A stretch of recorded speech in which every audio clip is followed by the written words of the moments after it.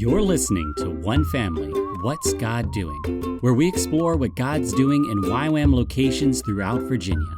We can't wait for you to find out what God's doing today. Welcome back to What's God Doing, and I'm excited because I get to hang out with my friend Cody, who's about to leave and go to Kona soon, and I won't get to hang out, so now I'm making him join me for What's God Doing. So, Cody, what has God been doing? Oh, man. He's been doing so much. As you had said, I will be heading to Kona. I'll be going to staff the film school. I just recently got done doing the film school as a student. It was great. Learned a lot about the film industry and fast-tracked my ability with different aspects of filmmaking, all the different departments and the way people work. But in the meantime, I have been here and setting up a podcast studio for YWAM Richmond, the City Lights projects and stuff. So multifunctional podcasting and, it's got a lot of different things it can do and be. Yeah. Well, what's funny is this is what most people think about when they're thinking about podcasting or videos is you got the backdrop, you got the people. There's a lot they don't think about, the behind the scenes, and that's where God's actually called you into ministry, some behind the scenes ministry. So tell me a little bit about the rest of what happens when God's at work in production. Yeah, generally I like to be on that side of things behind the camera. But not today. So, personally, I want to be a gaffer, which is a head lighting technician, a guy that deals with all the lighting and how a scene is going to look, whether that's in film or, a interview or anything like that. The lighting would be something that I dealt with, and I'm extremely passionate and love doing that. And so, with this room, as a podcasting setup, it's going to have multiple cameras and several lights, as you saw. And Paul was... Let's get up. Why don't you show me some of what you got going on here? Yeah, so we'll start with our backdrop here. Obviously these will have little trinkets and different things to go along with, what maybe the theme of the podcast or overall is feeling. And then up here we have a tube light that's giving us, this orangey glow that looks like it's coming from the lamps. And so I'm trying to stay low on my terminology. So, but it's what's considered motivated light. Camera doesn't see that, and so what your eyes and your mind thinks is maybe that light is hitting the back of somebody from the lamp itself. But these are actually very dim. Yeah. So, and then over here is our main lighting setup where we have our, these are our lights for our talent. And so right now they're shooting in and giving a nice soft light. So when you see the talent on a screen and everything, they're evenly and well lit. For the podcast. So with that, we have, even here on this table, we've got our mic setups for a 2-person setup, and then we have our switcher.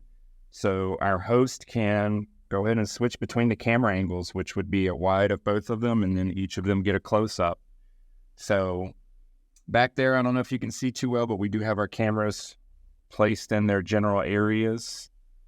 And then we have a TV back there that when it's turned on, it acts as a reference monitor. So, whether that's the host or the people that are coming in for the podcasting can actually see themselves. And sometimes that brings assurance that, hey, this isn't going to be so bad. Everything looks good. Other times it can be a scary thing to see yourself on the screen, much like myself right now.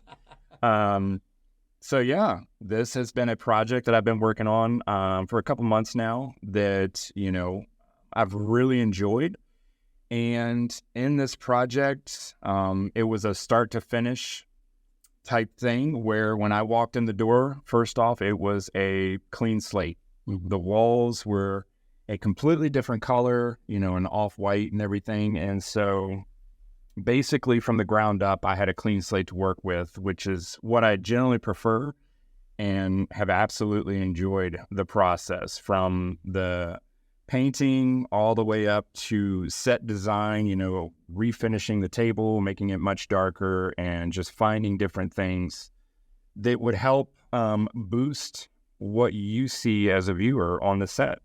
So, and somebody might be looking at this and thinking that we've rented out some office space or something. Is that what's going on here? No, this is actually a house that YWAM has here in Richmond, Virginia.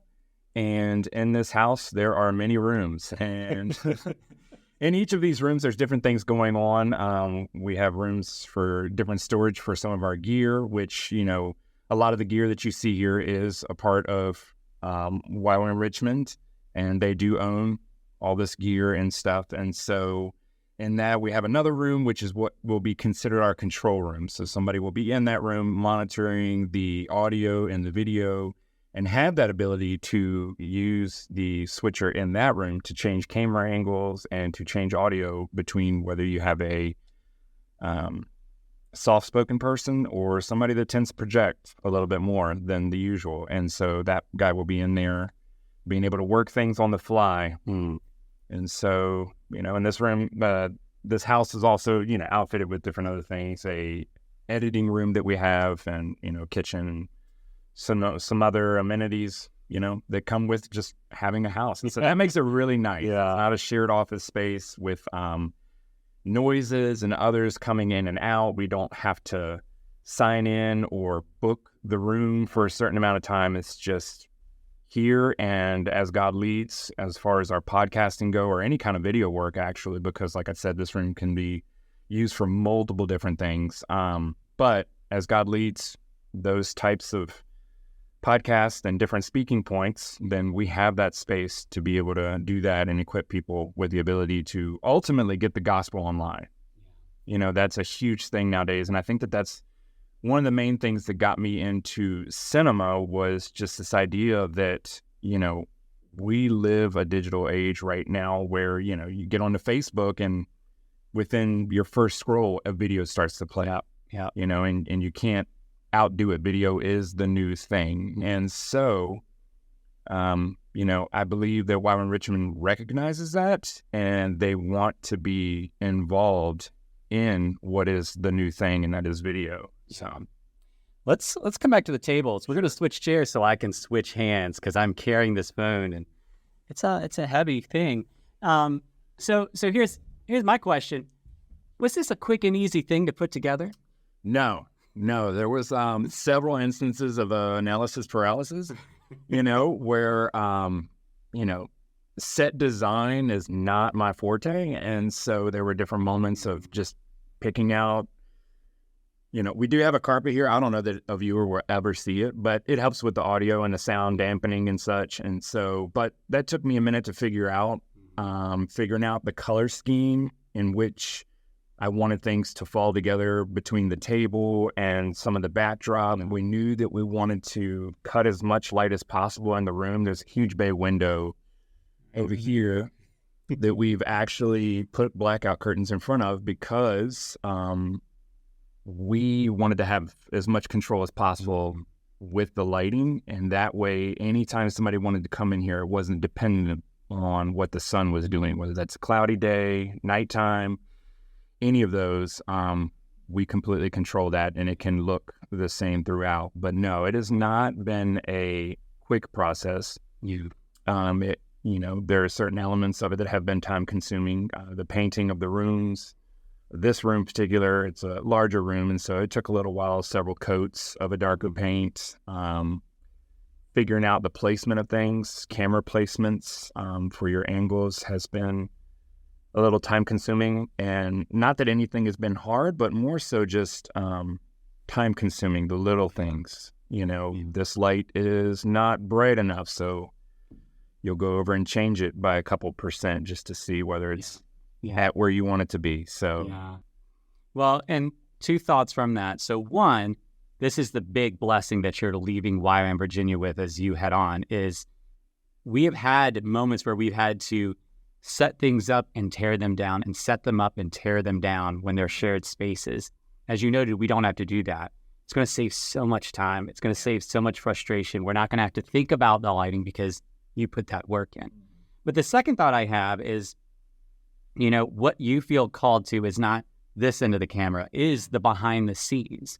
And so how would you encourage people who are in those behind the scenes ministry, not even necessarily production, but they are doing the stuff that people don't see, that if they didn't do it, people would find out quick how much they need those behind the scenes people. How would you encourage them? Keep striving to do the best that you can, in a sense that, yeah, maybe you're not in front of the camera and maybe, you're not in the spotlight per se, but as I've learned, there are so many other people that are behind the camera. There are more behind the camera than there most of the time will ever be in front of it. Okay. And so those are the people that you build connections with. Those are the people that see you on the day to day. And, there's the saying, and it's true for a reason, is that actions speak louder than words. Mm. And so when you are trying to be that light on set and that person of hope for maybe a set with people that aren't Christians, or maybe they are Christians, but could be potentially nominal or whatever the case may be, your actions are going to show up in that day to day. When you don't have the platform to maybe preach the gospel, it's spoken through your words, and that means a lot, and that can go a very long way with the people that you work with.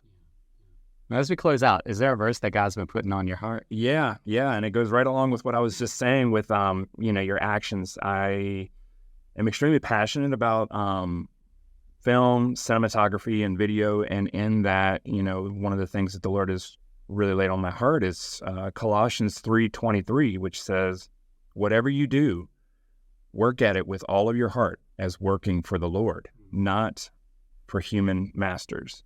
And so, again, that is, work is an action word. You are doing something, and work hard, work well, and work as unto the Lord, and it shows up in the other areas, and people really do see that. Yeah, it's great. Well, I want to thank you for the ways that you have worked unto the Lord, in beautiful ways. I mean, again, there's so much happening in this room that's going to be a huge blessing that you don't get to, you'll get to see the fruit of it because you'll watch the videos. Yeah. But in a lot of ways, you won't get to experience it in the same way that one would assume for someone who's put months of work into something. And so thank you for that. And I'm excited for the ways God's going to use you in Kona and beyond. So thank you for sharing today. Yeah. And thank all of you for listening and journeying with us as we together as one family explore what it means to know God and make him known. Thank you so much for joining us for this episode of One Family, What's God Doing? If you'd like to learn more about what God's doing in Virginia, visit us at ywamva.org and join us next week for more stories of God at work.